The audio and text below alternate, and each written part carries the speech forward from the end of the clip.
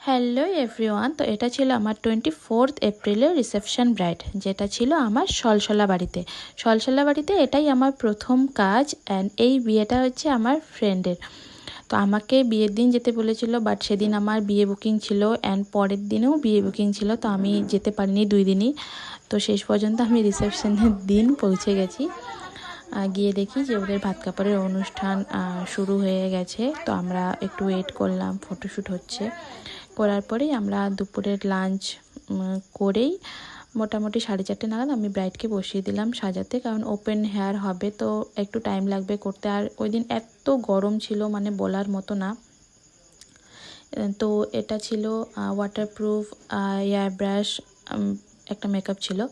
আর ওর স্কিনটা খুবই ভালো ছিল, স্কিনে সেরকম কোনো প্রবলেম ছিল না।